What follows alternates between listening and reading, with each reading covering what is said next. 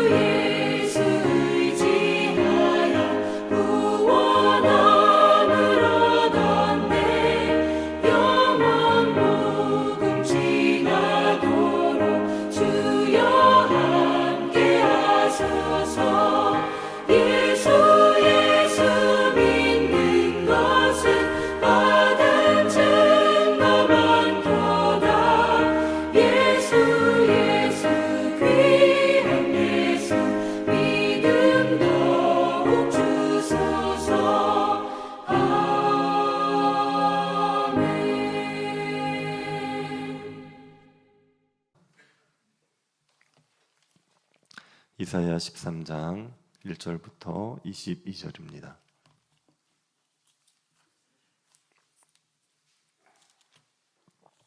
찾으셔서 한 절씩 교도하겠습니다.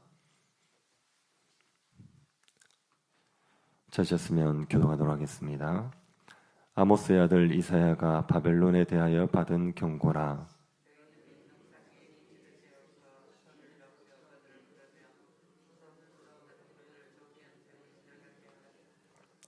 내가 거룩하게 구별한 자들에게 명령하고 나의 위엄을 기뻐하는 용사들을 불러 나의 노여움을 전하게 하였느니라.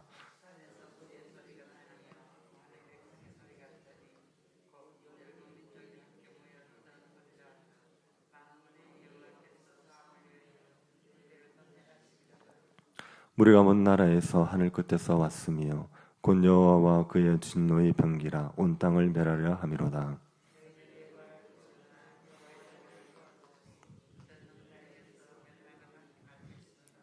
그러므로 모든 손의 힘이 풀리고 각 사람의 마음이 녹을 것이라.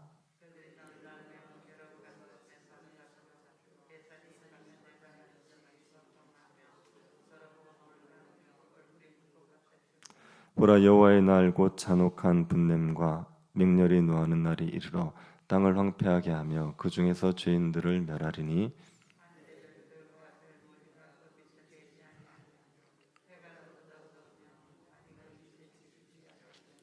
내가 세상의 악과 악인의 죄를 벌하며 교만한 자의 오만을 끊으며 강포한 자의 거만을 낮출 것이며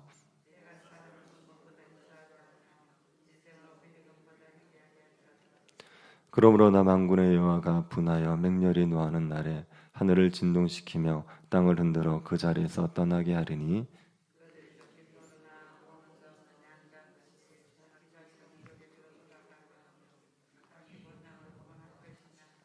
만나는 자마다 창에 찔리겠고 잡히는 자마다 칼에 엎드러지겠고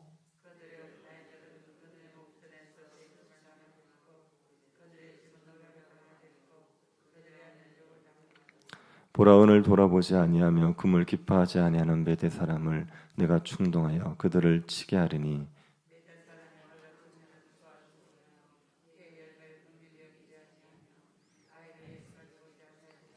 열국의 영광이요 갈대아 사람의 자랑하는 노래개가 된 바벨론이 하나님께 멸망당한 소돔과 고모라 같이 되리니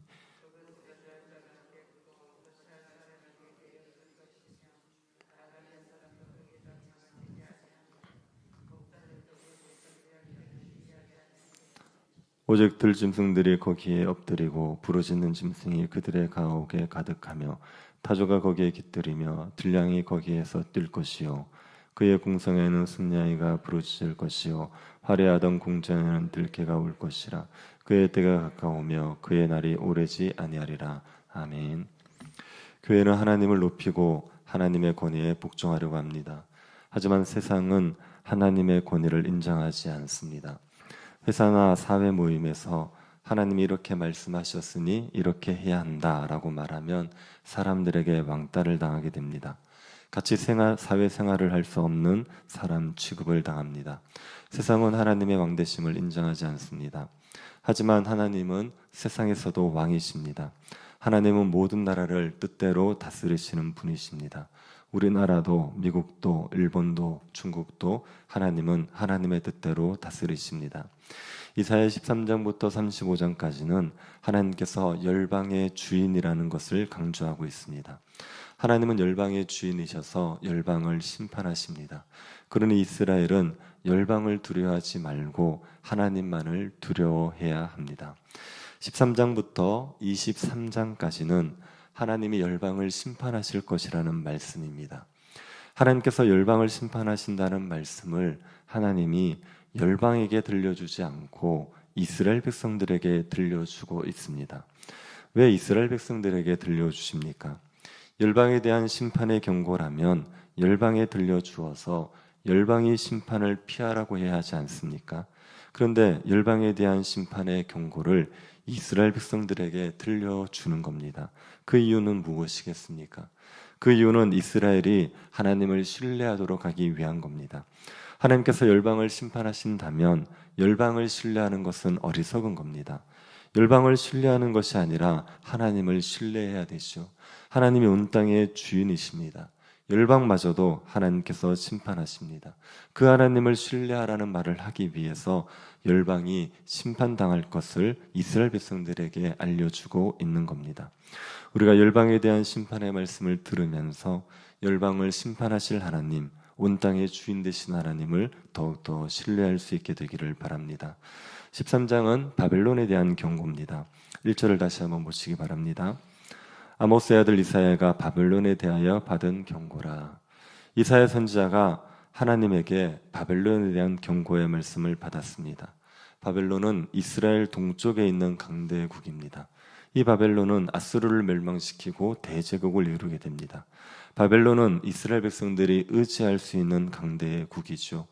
하나님께서 이 바벨론을 심판하겠다고 하십니다. 2절 3절입니다. 너희는 민둥산 위에 기치를 세우고 소리를 높여 그들을 부르며 손을 흔들어 그들을 존귀한 자의 문에 들어가게 하라. 내가 거룩하게 구별한 자들에게 명령하여 나의 위엄을 기뻐하는 용사들을 불러 나의 노여움을 전하게 하였느니라. 하나님께서 바벨론을 심판하기 위해서 군대를 부르십니다. 민둥산 위에 기치를 세웁니다. 아무것도 없는 민둥산 위에 깃발을 세우면 얼마나 잘 보입니까? 하나님께서 바벨론을 칠 군대를 부르기 위해서 민둥산 위에 깃발을 세우시는 겁니다. 그리고 소리 높여서 부르시죠. 그리고 손을 흔들어서 하나님께서 부른 군대가 존귀한 자의 문에 들어가게 하십니다. 존귀한 자의 문은 바벨론의 성문을 말합니다. 바벨론의 성문을 존귀한 자의 문이라고 부르는 것은 그들이 존귀한 자여서가 아니라 스스로 존귀한 자라고 말하기 때문에 비꼬듯이 말하고 있는 겁니다. 하나님께서 특별히 구별하신 용사들을 불러서 하나님의 노여움을 바벨론에 쏟아 부어버립니다. 하나님께서 부르신 군대로 인하여 기치를 세운 민둥산에는 큰 소리가 나지요. 4절입니다. 산에서 무리의 소리가 나며 많은 백성의 소리 같으니 곧 열국 민족이 함께 모여 떠드는 소리라. 만군의 여호와께서 싸움을 위하여 군대를 검열하심이로다. 하나님께서 깃발을 세운 민둥산에서 군대들의 소리가 납니다. 하나님께서 부른 군대는 열국 민족들로 이루어진 연합군입니다. 그 연합군의 함성 소리로 산이 시끌벅적합니다. 하나님께서 부르신 군대를 검열하시기 때문에 군인들의 함성 소리가 우렁차게 들립니다. 그 소리만으로도 적들이 두려워할 수 있을 정도입니다. 이 군대는 먼 나라에서 왔습니다. 5절입니다. 우리가 먼 나라에서 하늘 끝에서 왔으며 곧 여호와와 그의 진노의 병기라 온 땅을 멸하려 함이로다. 이 군대는 하늘 끝에서 왔다고 할 정도로 먼 나라에서 왔습니다. 하나님께서 바벨론을 멸하기 위해서 불러온 병기들입니다. 이제 바벨론은 애곡을 해야 됩니다. 6절입니다. 너희는 애곡할지어다 여호와의 날이 가까웠으니 전능자에게서 멸망이 임할 것임이로다. 바벨론은 기뻐했습니다. 나라를 삼키면서 교만한 마음을 가지고 기뻐했었습니다. 그러나 이제는 애곡해야 됩니다. 여호와의 날이 가까웠기 때문이죠. 전능자에게서 멸망이 임할 것이기 때문입니다. 하나님의 멸망이 임하게 되면 바벨론은 정말 맥없이 무너집니다. 7절을 보십시오. 그러나 모든 손의 힘이 풀리고 각 사람의 마음이 녹을 것이라. 하나님의 멸망의 날이 임하면 손의 힘이 풀려버립니다. 각 사람의 마음은 녹아버립니다. 길을 가다가 갑자기 강도를 만나도 손의 힘이 풀리고 마음이 녹아버리지 않습니까? 근데 열방에서 모여든 군대가 함성을 지르면서 쳐들어오면 두려움 때문에 아무것도 할 수가 없죠. 마음이 물처럼 녹아버립니다. 바벨론 사람들이 할 수 있는 일이라고는 괴로워하고 놀라고 부끄러워하는 일밖에 없습니다. 8절을 보십시오. 그들이 놀라며 괴로움과 슬픔에 사로잡혀 해산이 임박한 여자같이 고통하며 서로 보고 놀라며 얼굴이 불꽃 같으리로다. 바벨론 사람들은 놀라서 괴로움과 슬픔에 사로잡히게 됩니다. 해산이 임박한 여자와 같이 고통스러워합니다. 해산을 앞두고 있는 여인이 얼마나 두려워합니까? 해산의 고통에 대한 두려움으로 너무나 괴로워하시오. 바벨론 사람들은 해산을 앞둔 여인처럼 다가올 고통으로 인해서 괴로워하는 겁니다. 서로 쳐다보고는 놀라고 있을 뿐입니다. 그리고 그들의 얼굴이 불꽃같이 붉어집니다. 두려움이 물려오면 얼굴이 붉어지는 것이 아니라 창백해집니다. 얼굴이 붉어질 때는 언제입니까? 부끄러울 때입니다. 부끄러움이 밀려오면 얼굴이 붉어지죠. 바벨론 사람들은 멸망의 날이 되면 부끄러워하게 됩니다. 자신을 구원하지 못할 헛된 것들을 의지한 것으로 부끄러워합니다. 멸망할 줄도 모르고 마음대로 악을 행하면서 교만하게 굴던 것으로 부끄러워합니다. 멸망의 날에 바벨론 사람들이 할 수 있는 것은 괴로워하고 놀라고 부끄러워하는 것밖에 없습니다. 그럴 수밖에 없지요. 바벨론에 임한 여호와의 날은 너무나도 무서운 날입니다. 9절 10절입니다. 보라 여호와의 날 곧 잔혹한 분냄과 맹렬히 노하는 날이 이르러 땅을 황폐하게 하며 그 중에서 죄인들을 멸하리니 하늘의 별들과 별 무리가 그 빛을 내지 아니하며 해가 돋아도 어두우며 달이 그 빛을 비추지 아니할 것이로다. 바벨론에 임하게 될 여호와의 날은 잔혹하게 분을 쏟아붓는 날입니다. 맹렬하게 노하는 날입니다. 그래서 그 땅을 황폐하게 하죠. 그 땅에 있는 죄인들을 다 쓸어버려서 땅을 황폐하게 만듭니다. 그날에는 하늘의 별들도 해도 달도 빛을 비추지 않습니다. 아무런 빛이 비추어지지 않는 깜깜한 날입니다. 여호와의 날, 심판의 날은 흑암이 뒤덮는 날입니다. 그 여호와의 날에 하나님께서 모든 사람들을 다 멸하시는 건 아닙니다. 죄인들을 멸하시는 겁니다. 11절을 보십시오. 내가 세상의 악과 악인의 죄를 벌하며 교만한 자의 오만을 끊으며 강펀한 자의 거만을 낮출 것이며, 세상의 악과 악인의 죄를 벌하시는 날이 여호와의 날입니다. 교만한 자의 오만을 끊어버리고 강포한 자의 거만을 낮추는 날이 여호와의 날입니다. 하나님께서 바벨론에서 악인들을 심판하시는 날이 되면 바벨론에는 사람들이 매우 희소해집니다. 12절을 보십시오. 내가 사람을 순금보다 희소하게 하며 인생을 오빌의 금보다 희귀하게 하리로다. 순금이 얼마나 희소합니까? 오빌의 금은 금 중에서도 좋은 금입니다. 매우 희귀한 금이죠. 순금처럼, 오빌의 금처럼 사람들이 희소해집니다. 바벨론에는 악인들이 가득했기 때문에 하나님께서 악인들을 벌하시면 바벨론에 남는 자가 없어지는 겁니다. 원래 바벨론은 여러 나라의 사람들이 모여있던 곳입니다. 그런데 멸망의 날이 되면 그 많던 사람들이 다 흩어져 버립니다. 노루가 사냥꾼에게 쫓기듯이 사라집니다. 양들을 모으는 자가 없어 각각 양들이 자기 처소로 돌아갈 때처럼 사라집니다. 바벨론에 있던 자들이 다 사라집니다. 그들은 자신들의 고향으로 돌아가려 합니다. 하지만 무사히 돌아가지 못합니다. 그들을 만나는 자들이 그들을 쳐서 무사히 돌아가지 못하게 합니다. 사람들로 인하여 인산인해를 이루던 바벨론은 금처럼 사람들이 희귀해지죠. 하나님께서 바벨론을 심판하실 때 사용하시는 나라는 메대라는 나라입니다. 메대 사람들은 은과 금을 기뻐하지 않는다고 말합니다. 은과 금을 탈취하기 위해서 싸우지 않는다는 말입니다.